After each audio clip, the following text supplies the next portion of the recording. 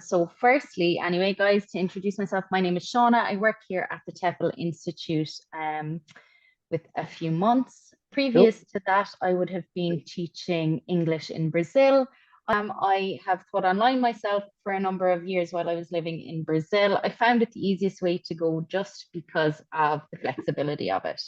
I think, you know, with the way things are at the moment, everybody wants that remote working, working from home and being able to choose their own hours. So it is definitely something that's suitable for those kind of things. And it's also a good way to travel if that's what you're interested in, or if it's just looking at earning extra cash while staying in your own job as well. So basically, I think we have a good few people here now. I'll just check if we have anyone else to come in before I get really into the nitty-gritty of it. As I said, I'm going to go through some of the requirements. I'll go through like some of the advantages of it as well, go through some of the companies, how you can do it, whether you go on a contract or freelance. And then at the end, we'll go through some questions that any of you might have with regards getting started, okay? So basically, first things first, is there a market for teaching English online? There definitely is. Okay, I would say that since COVID, it has exploded. Everybody's looking to learn English online. It's very flexible for both students and the teachers. So there's definitely a huge market there. There's loads of companies. There's loads of ways to go about it. So as I said, you will have to put a bit of work in like any other job, but you'll definitely find work, I would say, from my own experience. There's two ways mainly that you can go about teaching English online, okay? You can go work for companies where they will provide the material and the students, or you can go freelance, okay? Now, every company, every freelance platform will have their own requirements from their English teachers. So it really depends on them, but generally to go through what is required, would say that you need to be a fluent English speaker, and the minimum amount of training hours required to teach English as a foreign language is 120. Okay, so that is going to be required by any company, anywhere you want to go teaching English online. You will need to have your TEFL certificate for that. Some companies will require a BA or higher in order to teach it, but that's not every company. There's plenty of companies that hire without any college degree or experience as well. Companies will always require you to have a good headset like the one I have on here. It's a really good investment. It's really important for your classes. Usually they'll request that you use a laptop rather than a tablet or a phone, a good quality camera and a stable internet connection. In my own personal experience, some of the job interviews I've done or the applications have actually asked me to send them a speed test of the internet that I would be using. And for one particular company I work for, I had to send my internet speed before every class. Okay, so if you are looking to do it and it's going to be your career, invest in good internet because it's really, really important, especially if you're going to be teaching. You know, it's going to be the way that you make your money. Okay, so they're kind of the main things that you need. There's other traits as well that would be needed and that are essential for teaching English online. You know, companies are looking for just 1 second there. Can I just make sure that everybody is muted? I'm going to try and do it here now myself. Okay, so sorry there for that interruption again. I've just muted it there just so that we don't have any interruption. And at the end, if there's any questions, people are able to unmute themselves to ask them, okay? So we were just going through the requirements, what some companies require and what is necessary for teaching English online. I had mentioned you need your good headset, your webcam, stable internet connection is a must. As I said, some companies will request that even at your interview or your application stage. There's other traits as well that will benefit you. So you need a good energy, you need to translate well on camera, and you know, you need patience. Even if you're not very techy as well, I wouldn't say that that's a real necessary requirement for teaching online. You know, I hear some people saying, oh, look, I'm not great with that. I would have had no previous experience with working on computers or teaching, and I loved teaching online. So a lot of the companies that you will work for, they will give you some training before you start, or they would have a particular platform that you would have training on in order to teach your classes. So don't worry about that if you feel like you're not a very techie person, okay? So there's definitely routes to go through it all. So basically, there's advantages, as we previously mentioned, about teaching online. What are they? You can choose your own hours, you can travel, you can supplement your income, you can teach from anywhere in the world. And that was one of the main reasons I went for it. I was working in Brazil, I was working in schools, but I wanted to travel while I was away. So I was able to pick up my laptop, my headset, and as long as I had an internet connection, I could take my classes wherever I was. And that is really, I think, what a lot of people are looking for. Again, other people are looking for it as their career so that they can teach online in the comfort of their own home and they're working remotely.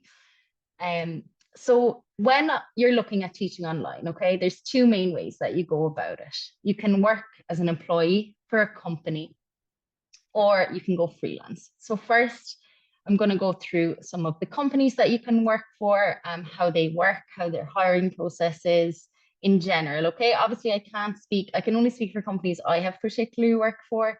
So I'll mention those in a minute, and I'll put the links as well in the chat for you guys to go to their website and to see what their requirements would be. So if you work for a company, usually I suggest this for people who are just starting. Why? Because when you work for a company, they give you the students and the material that you're going to teach. Okay, so that's a huge chunk of your work already done for you. It can be really daunting when you start teaching because you would have to come up with lesson plans and what you're going to actually teach during the class. So when you have that provided for you, it takes that initial stress out of it, and it helps you get your confidence up and get your experience, basically. Again, with the companies, there is flexibility, but you'll normally have to do a minimum amount of hours per week in order to get a contract with them. Okay, I think most of them generally are about 10 hours a week, or what's expected. One of the downsides of working for companies is that the hours can be less, and also the pay can be a little bit less, but you have to take into consideration that you're not preparing your classes. So you're logging on, teaching your class, and logging back off again. Usually classes are between 25 and 30 minutes long. Okay, I found when I was doing it, you end up getting the same amount of students, the same type of students, the same people throughout your working day. So you still get that rapport with your students, and you get to know people and what they like. A lot of companies as well will require a university degree in order for you to work for them. Another downside of that can be the time zone. So for example, a lot of these would be set in North America or in China even. So you could end up, if you're working, we'll say on GMT time, it could be a bit late.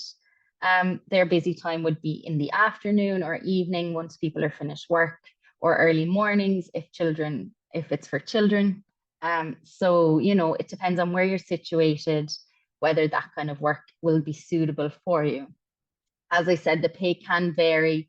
I think that the average of teaching English online starts between $12 and $15 an hour. Okay, a lot of companies will pay in bands. And how that works is you'll start on a specific pay rate. So for example, one of them that I worked for was Latin Hire, and it was $12 per hour was your first pay rate. That pay rate then can be increased for the amount of time that you work with the company. So it goes up to $14 and then $16. I don't know if that's exactly the way it is now, but this is just a general idea of how the companies work. Once you have your base pay rate, then usually companies will add bonuses. Okay, bonuses are if you take more than 10 hours per week, if you work in peak times, which is usually late at the evening, or if you work weekends, you can get $2 or $3 extra an hour. So if you do it right, you can work very little and be coming out with $17 or $18 an hour. So that's always what I try to do, because you want to make the maximum money that you can and work as little as you can as well. Well, I don't know if that's everybody else, but that was me at the time when I was living in Brazil. So some of these companies are, VIP Kid is one of them. Lingo for Me was one that I worked for. It's a US company, and you would be teaching classes to adults. Lingo Star is another one. It's another US company. as far as I'm aware. And you would be teaching to kids. Latin Higher is another one, and then they are in charge of Open English. There's also Open English Kids. One thing to take into consideration is if you are teaching kids, a lot of companies will ask for a clean criminal record. If you are based in Ireland, this can be a little bit difficult to get because we have our own system to get it through the Garda. But there is ways around it that you can get that. So keep that in mind if you are looking to teach for companies or to teach kids. Usually kids are group classes, so they can be quite fun, but it depends on the type of person you are. Adults is very, very easy to teach because they want to learn, you know, so there's that little side, there's that little difference there. But that obviously depends on yourself. Now, I can see some of you are actually putting questions in the chat. So if it's okay, I will actually go through all of them at the end once I've gone through everything with regards to the companies. So if you can see as well, I just put in a list of some companies that hire in the way that I have spoken about. One really good one, I think that if you're just starting out, or a good way to start, I'll put this one in again, is Native Camp. They are a Japanese-based company and they hire without any experience. Okay, so with a lot of these companies, they may look for 1 year or 6 months experience, but this Native Camp, as far as I'm aware, up to the last time that I have checked, or anyone I know has worked for them, they don't look for any experience. Okay, so that's working for companies. Okay, and as I said, I've put some of the platforms in there. A lot of these companies have their own platforms that you teach the classes on, so it's not like you're going to Zoom or Google Meets or any of them. There's actually a platform that you log into, find your material, find your student and teach. Just one thing to mention as well with the hours, there's 2 ways that companies do it. One way is that you would have a timetable. You select the hours that you're available. So if it's from 8 in the evening till 10 at night and they fill your classes for you, you log on just before and take your classes. Another way is they would send you classes throughout the day. Some of them will send you messages on WhatsApp to see if you can take a class at whatever time and you accept it that way. So it depends again entirely on the company. Okay, so that's working for companies. And then if we go to the next kind of most popular way to teach online would be freelance. Freelance is a little bit different in the sense that it would be a website as well, but you put your profile up there and the students are coming to you. When you do this kind of work, it can be difficult in the beginning because you're trying to find the students and get them to come to you and take your classes. And, you know, if you don't have a lot of experience or if you're just starting out, you will be making all the classes yourself and the lesson plans, and it can be a little bit overwhelming, especially if it's something that you're doing just in your extra time to get started in the evenings. If you're working during the day, it can add a lot more work. So that's what I always say, to go for companies first so you can get that experience. And once you go freelance, you can earn more money because you can look at a niche market, you know, whether that's teaching business English, you know, or, you know, teaching other subjects through English. We have some specialist courses that would allow you to do that. You're teaching a niche, it would be in more demand for that specific thing, and you're setting the prices. Now, some companies will take commission out of that, so it could be 20% out of the price that you set. So keep that in mind when you are setting them. And as I said, you can charge more money. Like if you go to sites such as Preply, people can charge upwards of $25 an hour for a lesson. And that's if you have a niche market. I always say to people, if you have a career prior to teaching English, try not to let that go. Whatever it is that you have experience in, you could teach that in English because there's always a market for it. There's always somebody trying to learn English for a specific reason. So it's really important and really good that you don't let go what you've had before and you bring that forward. So you can get your niche market. There is more autonomy when you work for a freelance because you completely set your own schedule. So unlike the companies where they might be sending you messages during the day to take classes, or you have to stick to a certain schedule that you've put in at the start of the month, with a freelance, you literally can take the classes whenever you want. It because if you go to a platform, it's easier than going privately as a freelance. Like if you just try to start up, then you really have to find your students. On these platforms, people are looking for English teachers. So it is easy to find them. You know, a lot of people will set a free demo class, and that's a good way to get students in. You do your first class free, you get them in, and hopefully then they would choose to go with you from then on. Okay. As I said, there can be disadvantages like everything in life. You know, your income and your hours are not always guaranteed. If you're looking for people and hoping for them to book you, you might not be guaranteed that. People mightn't stay with you. Some students might not be consistent. So it depends on how much time you have to put into it as well, because you know you have to remember you can put a lot of work into a student doing their lesson plans, and they might decide to change their tutor. So that's for something, you know, freelance is for somebody with a little bit more experience, a little bit more confidence in teaching English, and maybe not looking for you know, your full-time job that you know you have your guaranteed hours with. I would recommend it more if you were traveling, to be honest, just because you can really, really do it flexibly. There's obviously competition involved in it because these platforms are so big. There's a lot of teachers giving classes as well. So you have to be really smart. You have to be really good at marketing yourself and what you provide. So some of the companies that you can do this through are Preply, as I had previously mentioned. italki is another one, and Cambly. So I'm just going to put these into the chat as well, okay? So there's links there to all those websites. You can go and have a look through that. Okay, there is like one more way you can do it. You can start your own business. We did a previous webinar on that. One of our colleagues actually has her own English business. There's a lot of work involved in that. So I'm not going to go into that in too much detail today. So basically, they're the platforms. I do have other lists that I'll put in once I'm finished with people who, websites that are hiring non-native speakers, hire with a degree, all of that kind of thing. I'll put them all in at the end. One thing that I would say, and I had previously mentioned, is that this is like any other job hunt. So you will have to have a really good CV. And one thing that's really, really important, and I can't underestimate how important it is the demo video. Okay, so for a lot of these companies, before you ever get an interview, in your application, the first thing they'll ask you for is a demo video. It won't be a demo lesson, so don't worry about that. You're not doing 30 minutes. Usually they ask for about 1 or 2 minutes. And it's to just get a gist of you, of your energy, of your accent, and how you come across on screen.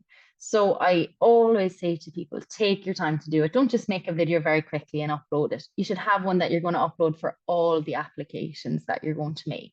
And because, as I said, like any job, there will be applications, there will be interviews. You know, it's a process. It's not something that you can just walk into.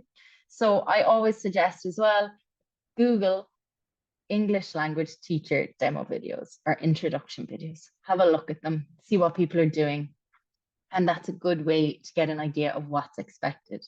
Another thing I would always suggest doing is Googling an English second language tutor's CV. Okay, there's plenty of them online. There's plenty of ways you can go about it, see them, have a look, see what people with no experience are putting down so that you can gear your own experience towards what they would be looking for as teachers. But as I said, your demo video is the most important because that's what's going to grab their attention. Okay. Usually as well, when you do these kind of apply for online work for companies, you'll have to do like an English test or an English proficiency test. Similar to, I don't know if any of you have done the English level test on our website, but similar to something like that. I always say to people as well, they're sometimes worried about the grammar and that kind of thing. You get really used to that the more you teach, and Google is your friend. So before you take a class on a specific grammar topic, always Google it so you have the answers for your student. Because, you know, we're not machines, we can't remember everything. So it's definitely something not to be too worried about, and to know that, you know, you can always get some practice in or Google it before your class, because that's something really important and what people worry about. So we do have a jobs board available to all our alumni. And so, as I mentioned, the minimum amount of training hours required to teach English is 120. At the moment, if you're not enrolled with us or part of our alumni, as part of our August deal, we have a 30-hour specialist course in teaching English online. So that goes through some of the aspects of it and can help as well in your job hunt because you'll have that specialist course. If you're intimidated by it or haven't done anything like this before, I've said it before in a webinar and I'll say it again, I would do our 10-hour virtual day course. Personally, it was a game changer for me when I started because I had never taught online. I'd never been part of an online class. So when I did that, I found it really beneficial to see someone teaching a class online and how it worked because I would have had no experience in it. So watching someone do it, and then as part of that class on the second day, you have to deliver a lesson plan. So it's only about 5 or 10 minutes. And you'll probably be very nervous doing it, but it's a huge way to get that first step out of the way. And it's a relief once you've done it. You'll get feedback on it. Everyone who's in the class is in the same position as you as well. And the tutor, whichever one of the girls that will be doing it on the particular day, will give you feedback on your lesson and how you need to be. The most important thing with teaching online is being energetic, being open and welcoming to your students. And I would say that a lot of students in my personal experience like to have conversations as part of their class rather than actually teaching grammar or that kind of side of things because people want to practice their English. So a lot of people will learn English in school, and if somebody's like a B1 or a B2 speaker, they might have the opportunity to practice it that much. So they'd like to talk about the news topics and those kind of things. So there is just loads of ways to pass your class or to teach your class, and there's different aspects of what a student would like to learn. You know, some people don't like the grammar aspect, and as I said, for conversation, some people love it. So it's something that I found really enjoyable because of that, because it's so diverse. You're meeting people from all over the world, and you're teaching very different things, you know, from one class to the next. So what I'm going to do now, just before, actually, you know what, I won't do that yet. I was going to put in all the companies, but I'll do that at the end so you can all see them, okay? And what I'm going to do now, before we go any further, is I'm just going to have a look at some of the questions in here. So I can see and I can answer them for you, okay? So if you do have any other questions, please put them in the box now, in the chat box, and I'll go through them for you. So hi, everybody. Thanks for everybody logging on. So we have Smitha here is about my experience working in Brazil. As I said, I was in Brazil for 2 years. I taught in schools very briefly over there because I was living there. I thought that that's really what I wanted to do. But in the end, I worked completely online. So working online worked out much better for me as I was traveling. I was able to earn a little bit more money than I would have been working in Brazil. And then, you know, it's something I was earning in dollars. So once that was converted, I was earning a lot more and I really, really enjoyed it. A lot of the people that I did teach were actually Brazilian. So it was very, very enjoyable. So thanks for that. A native speaker to work for companies. No, you don't have to be a native speaker. There's definitely a lot of companies that hire without being a native speaker as well. So I'll pop that list of companies in at the end. So I have Malind here who's just raised a hand. So if you would like to unmute yourself, if you have a question for me, that's no problem. There now.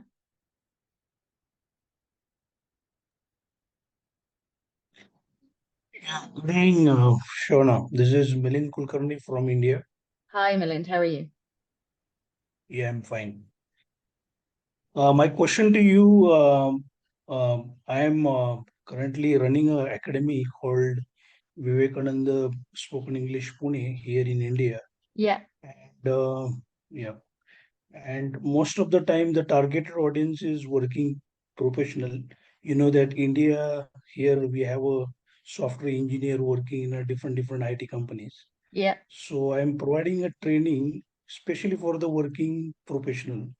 My Okay. intention means I already certified from, means I already completed 120 hours course from your institute. Yeah. I am IELTS trainer as well. Yeah. Now I want to target Indians who are living in across the world. How Okay. to reach to those people? Yeah. What I would say, like in your own case, if you're looking for a specific market, I would look at seeing if there is any Indian English second language countries or companies. So that would be something that you could look into. You know, every country has their own ones. I would also say a lot of the companies that hire online would be international, so they would have students from all over the world. I actually have taught Indians who are living in the United States as well. One of the companies I work for who had a lot of Indian students was Lingo for Me. I'll put that in the bottom as well, so that could kind of company could be something that you look for. As well, if you would like to send that query to recruitment@tefl.ie, and my colleague Jess might be able to put you in touch with anyone that we might have looking for that, okay? Yeah, that would be a great help. I am No desperately problem. looking for the some platform so that I can conduct the training for the people who are staying out of India. Yeah, yeah. I'll have a look into it as well. I know I have your contact details, so I'll have a chat with the guys here as well and see if we have any options for you, okay? Yeah, thank you. Okay, perfect. So we just have another question here from Bernie. What does the vetting? So the vetting process is usually done by the company. They will ask you to get, in my experience, a letter from your local Garda station to say that you don't have a criminal record. Um, and then it can be a little bit different, as I said, in Ireland, because we have our own system for getting that, and international companies can't request it through that, but it is possible. And any company that you do apply for will get you will let you know what they require. So is there help with CV writing? We do have the recruitment team, and they sometimes go to they will help you with your CV. So if you email either hello@tefl.ie or myself, my email is there in it, um, then you can pass that on to them and they'll have a look through it. So I just have somebody else there now. Ayushi, so you have a question there for me if you would like to unmute yourself and Hello. ask. Hi, Shwana. Hi, everyone. I belong from India, from the non-native country. Yeah. I have done TEFL from Premier TEFL. I have done teaching young learners course. I have done teaching adult learners English grammar course. But the what challenge I'm facing last 2 to 3 years that they required only native teachers. Even I applied in Cambodia also, and even applied in different internships. Whenever I have applied for the internships, the main issue is that there's the course fee is very huge. For the internship fees is very huge as according to the dollar. It is like at least it should be started like 1000 USD and all to get the exposure in different countries for teaching profiles. So I was unable to do it. Even I have tried for the Go Travel Abroad, Premier TEFL, and a lot of other websites, I2I TEFL and all. This is an internship issue when I'm unable to gain my experience in abroad. And another issue is that whenever I have tried for the online teaching positions, then also have the same challenge of native speakers. So as I said, thank you for your question. As I said, once I am finished here, I will put in a list of companies that we know that hire for native speakers. This particular webinar isn't about internships. I know that a lot of the internship programs have specific requirements for the visa of the people that they would be hiring, and that's usually due to visa requirements, okay? But as I said, I will put the list of companies here in the end of the chat once I have completed the webinar as well. Okay, so I also have Mairead here. Some online teaching companies refer to 90-minute classes. Usually, Mairead, I have done online classes for 2 or 3 hours. Usually what companies do is they offer their students 30-minute slots, and people can book as many 30-minute slots as they want. So that's why when you're talking about being paid $15 an hour, it could be like $7.50 a slot, $7.50 for 30 minutes. So you get paid then for every class that you've taken. So if it's 2 hour slot, it would be 4 classes and you get paid individually for each of those classes. Very nice. Actually, with me, there is not an issue of the payment. I just need an exposure that I can build my resume and to teach abroad students, either they're Indians or either they are foreigners. Country doesn't matter for me. And I would also request you that please send some of the countries, those who hire non-native speakers too in real. Because I have seen that some of the organization post that they hire non-native speakers. When I approach them personally, when they get to know that we are Indians, then they deny that, okay, non-native is good, but you are from India, then we are unable to proceed your profile. No problem. And look, thanks again for that. As I said, I wouldn't be able to deal with all of your requests here today. Ayushi, if you can email hello@tefl.ie with some of your queries and we'll help you as best as we can, okay? Very much. Thank you. Thank you. Perfect. So I'm going to go down again now. So iTutor Group website, working for anyone. I'm not sure. I'd have to double check that website for you. What area TEFL is in more demand? TEFL is in demand all over the world, to be honest with you. It's definitely something people are always looking to teach English. So I wouldn't say that there's one particular area that it's more demand. Okay, so there's lots of questions here. I'm just going to take a few more before we finish up.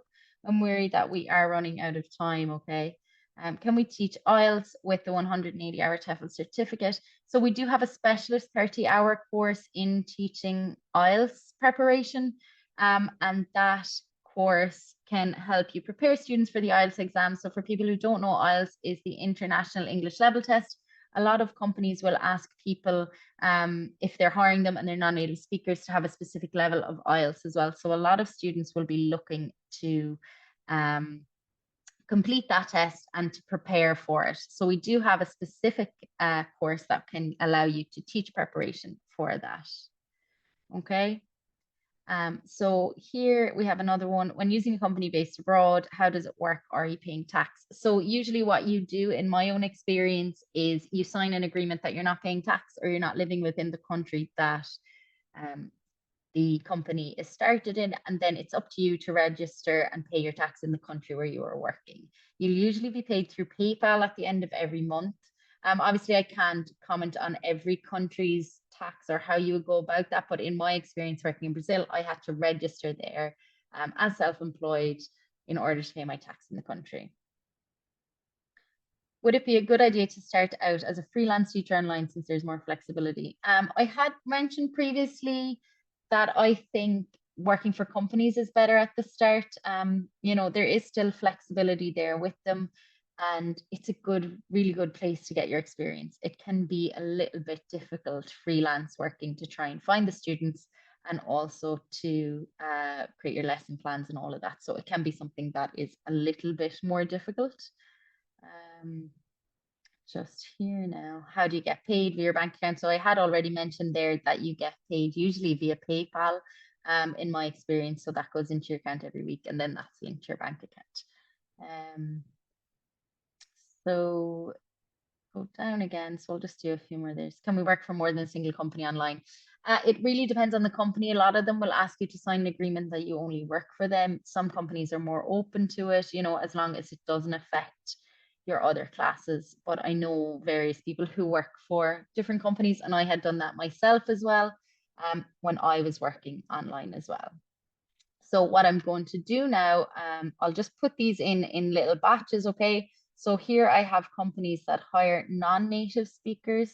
Okay, I'm sorry that I haven't got to all your questions, and I will try to do one or two more just before I finish. Okay, so there, what I've just put in the group there is, in the group chat, sorry, is companies that hire non-native speakers. Okay, this second one here is companies that hire with a degree. Okay.